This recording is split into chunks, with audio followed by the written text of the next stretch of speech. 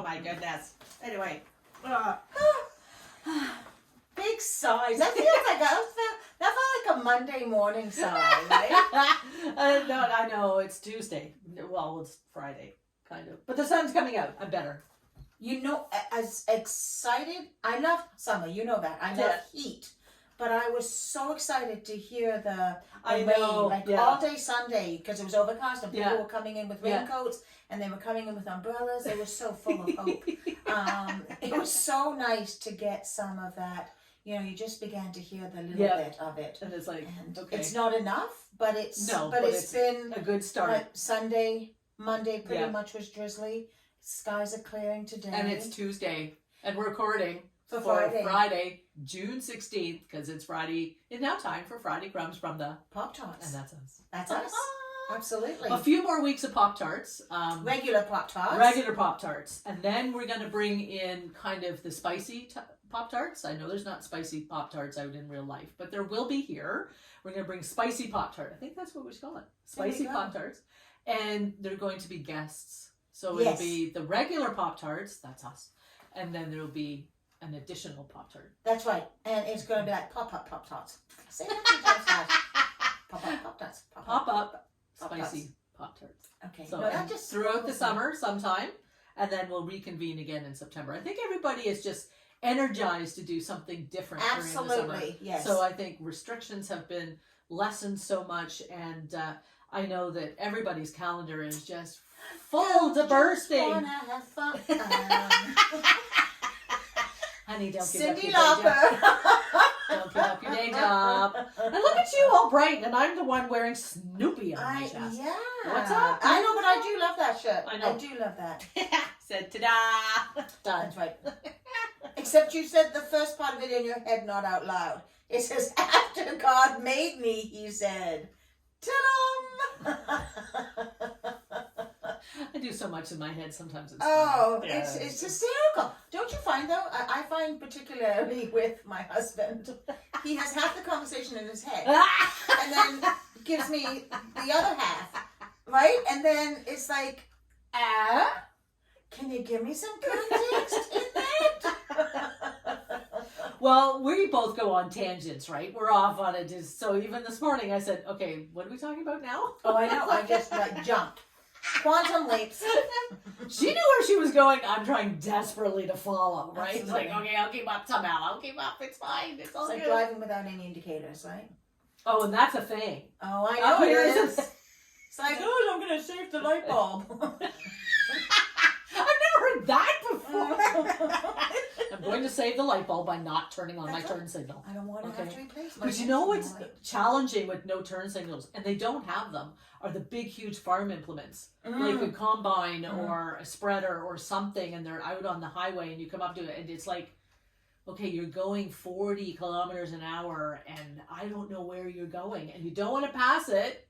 No, because you have to figure out if there's a mailbox just ahead. Yeah. That means they're going to have to come this way. And it's like, okay, so, and they're too far ahead, like hand signals, that's not going to happen. So, you know, it's that time of year up in Bruce County. You just slow down. Just slow down and wait. And you thank God that you don't have a convertible if you're behind a spreader. And people watching this from afar going, okay, manure spreader or liquid manure spreader, they can leave a trail behind them. They splatter. That's a nice way to put it. They do, they splatter. They can, so yes. No convertibles behind the spreaders. That's our lesson for today, but there we have a better lesson though. That's right, because we are going to be reading from, Annie did all the work on this week. She found our reading. This was the only one that she kind of really even liked, I think. Yes. So it comes from 1 Kings, and we're going to be reading from chapter 3, verses 10 to 15. Yep. Right? Yep. And so, Annie, how do you want to do this? I'll read 10, 11, and 12. Okay. Then you get to do the rest. So that means I start at 13. Yeah. Okay. I'm glad we confirmed that. 1 Kings chapter 3. It pleased the Lord that Solomon had asked this. God said to him, because you have asked this and have not asked for yourself long life or riches or for the life of your enemies, but have asked for yourself understanding to discern what is right, I now do according to your word. Indeed, I give you a wise and discerning mind. No one like you has been before you, and no one like you shall arise after you. I give you also what you have not asked, both riches and honors all your life. No other king shall compare with you. If you will walk in my ways, keeping my statutes and my commandments as your father David walked, then I will lengthen your life. Then Solomon awoke. It had been a dream. He came to Jerusalem, where he stood before the ark of the covenant of the Lord. He offered up burnt offerings and offerings of well-being, and provided a feast for all his servants. This is the word of the Lord. Thanks be to God. Poor Solomon, it was a dream. It was a dream, but maybe give a little bit of context, right? Because Yes. there is some context Because at the to beginning, this dream, which it is really says- kind of interesting. Yeah. Because at the beginning of the reading, and I love when they chop it up, because Yeah. you don't know what happened beforehand. It's like coming in halfway through, like A movie. a movie or something. It's like, well, what happened? So Solomon is praying. He's Yeah. praying to the Lord. He wants help. He's like in over his head. And Solomon asks at Gibeon, the Lord appeared to Solomon in a dream. We know this. So we know it's a dream at the beginning. And God said, ask what I should give you. And Solomon said, you have shown great and steadfast love to your servant, my father David, because he walked before you in faithfulness, in righteousness, and in uprightness of heart towards you. And you've kept him from this great and steadfast love, and have given him a son to sit on his throne today. So Solomon's thankful, right? He's like, thanks for this. This is pretty cool. And now, O Lord my God, you have made your servant king in place of my father David. Although I am only a little child, I do not know how to go out or to come in. And your servant in the midst of the people whom you have chosen, a great people, so numerous they cannot be numbered or counted. Give your servant, therefore, an understanding mind to govern your people, able to discern between good and evil. For who can govern this, your great people? So there's Solomon. He's asking, I've been put in this position. I'm in over my head. I don't know. And give me the skills, give me the wisdom Yep. to know how to not only lead the people, but to stay in right relationship with God. Yeah. So he was a very, very faithful, he was a young king. Mm-hmm. Right? And I love, because we talk about the wisdom of Solomon. Yeah, Right? yeah. I remember years ago when John Ross and Sarah Louise were in Sunday school down at St. Stephen's in Windsor. And Ruth Dimitrov was the Sunday school leader at that point, and she was the minister's wife. And anyway, so we were talking about First Kings, and it was the story of Solomon being asked to mediate between the two women who had they both gave birth in the household, and then one child died, and then there was only one child left, and so they were both at Solomon about whose this child was. Right. And so Ruth said to the little group of Sunday school that were there, so what should we do? And of course, Solomon said, cut the child in half and you each get both, right? And so the question was, well, okay, so what, was he being serious? Like, and now John Ross jumps up, he says, okay, I'll go get a knife. He was going to cut his sister up. Oh my goodness, it was so funny, right? But I mean, I always remember that story because wisdom sometimes comes with a bit of an edge. Yep. Right? Yeah. And we have to be careful not to be just listening for what we want to hear. Yes. Right? Yeah. And so sometimes wisdom comes in offering us the absurdity of what we're actually asking for. Yeah. How often do we say to somebody, could you say that again? And listen to yourself say it. Yeah. It's like years ago, I was visiting a church. I won't say where. They were wonderful people. It was a long, long time ago, before I was a minister. And when it came time for the peace, right in the days before COVID, when everybody got up and it was like the holy shuffle. No, like it was a holy hug just fest. moving The holy around, hug right? fest. Yeah. And so I went and I turned to somebody and she said to me, we don't do peace here. What? And so, and I'm like, I'm sorry. Could you say that again?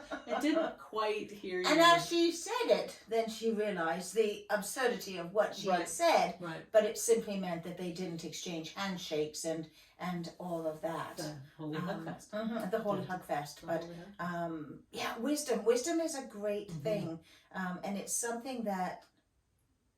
But I like the process that Solomon did of asking for wisdom.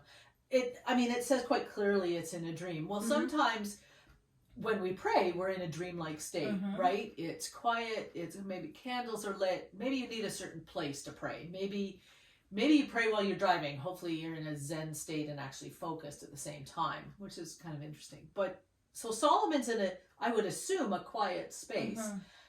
Now it came in a dream, but was he asleep? Never says that he was asleep. Yeah. So a dream, a vision, are they the same? Well, we could go on for hours about that, but he received a vision. He received a dream, but it does say that Solomon awoke, or was he just brought back to reality? Do you know when you kind of zen out, you kind of go, sitting by the lake, it does it for me. I could sit there for hours, and all you're doing is watching waves. It's not truly exciting.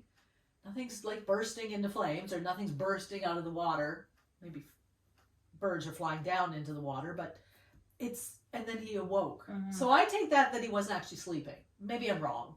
Probably am. But I don't think it really matters though, does it? Whether because he received this vision. Because he received a vision, and he received what he was asking for. Right. And then in the receiving of that, then came all of these other serendipities. So he went back, and so he came to Jerusalem, where he stood before the Ark of the Covenant of the Lord.